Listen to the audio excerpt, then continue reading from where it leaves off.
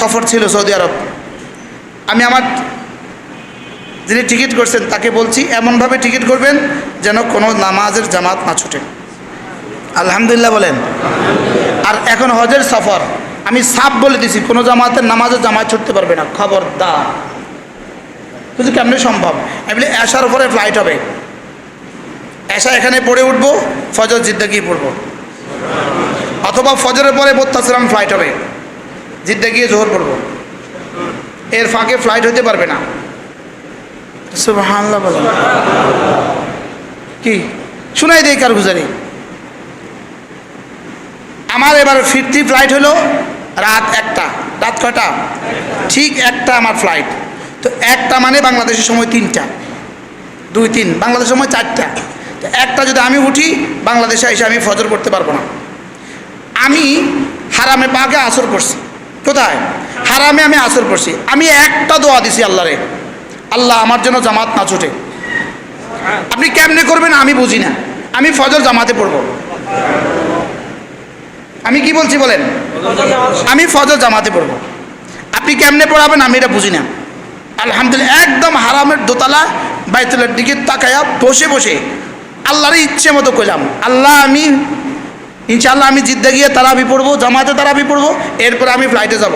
আমি ফজর জামাতে পড়বো, আমার এর কোনো বিকল্প নাই। আপনি কেমনে পড়াবেন আমি জানি না। এটাও কি সম্ভব? এটাও বুঝি সম্ভব? বুঝেন নাই কথা। রাত 1টা বাজে উঠা ফ্লাইটে উঠা আমি ফজর জামাতে পড়বো, পৃথিবীর কোনো কল্পনা আসেনি এটা। ব্যাস জিদ্দা সব হয়ে গেল। আমি ঢুকবো, সঙ্গে সঙ্গে 1 সেকেন্ডের মধ্যে আমার সামনের দরজাটা লক হয়ে গেল। আমার আর ঢুকতে দিল না। তোমার দেরি হয়ে গেছে। কি হয়েছে কন? তুই জানিস কিচ্ছা? এবার তোমার দেরি হয়ে গেছে, তুমি আর ঢুকতে পারবে না। আমি ওকে, দ্যাটস ওকে, মাশাআল্লাহ। এখন আমাকে কি করতে হবে বলো? তুমি যাও, তোমাকে সামনের ফ্লাইটের টিকিট করতে হবে, নতুন টাকা দিয়ে তোমাকে সামনের ফ্লাইটের টিকিট করতে হবে। আবার নগদ টাকা দিয়ে কি করতে হবে? আমি ঠিক আছে, নগদ টাকা দিয়ে টিকিট করুম, ফজর নামাজ পড়ি, গাড়ি চড়ুম। আবার টাকা দিয়ে টিকিট করুম, লেকিন ফজর জামাতে পড়বো ইনশাআল্লাহ বলেন। ফিরে আসলাম, আইসা আরো 5 জন ছিল আমার সাথে, 2 জন, আমরা 3 জন, আর বাকি 2 জন। একজন দাঁড়াইছে টিকিট কাটতে, ওখানে টিকিট কাউন্টার আছে, আবার টিকিট কাউন্টার আছে, নতুন টিকিট কাউন্টার দাঁড়াইছে। আমি গেলে ওইদিকে আসি, টিকিট কিনতাম না, এখানে দাঁড়াম। গেলাম হাম্মামে, অজু করলাম, গেলাম মসজিদে, পড়লাম 2 রাকাত নামাজ। আলহামদুলিল্লাহ কয় না? এবার ওই 2 জনে 1500 টাকা দিয়ে টিকিট কিনে ফেলছে। প্রত্যেকে 1500 রিয়াল দিয়ে কি করে ফেলছে? তারা খুশি, আমরা টিকিট পাইছি। যাক, আমরা কিন্তু কিনি নাই, কথা কয় না। সুন্দর মতো আরামসে আমরা ঘুরি।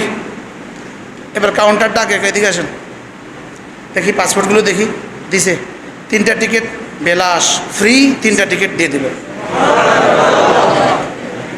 আরে কটা টিকিট দিল? 3টা। কি? আচ্ছা, ওই 2 জনে কাঁদা শুরু করছে। হ্যাঁ আমরা মরছি। এরপর সুন্দর মতো ভিতরে ঢুইকা ইতমিনানের সাথে নামাজ জামাতের সাথে ফরজ পড়া ফজরের ইমামতি করছি আমি ওই মসজিদে। আমি আসসালামু আলাইকুম, আসসালামু আলাইকুম। বিমান এলাকায় এই 5টার ফ্লাইটে যাত্রী আসেন, ঢাকা ঢাকা ঢাকা।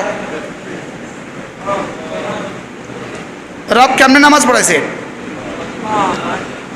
সুবহানাল্লাহ কইতে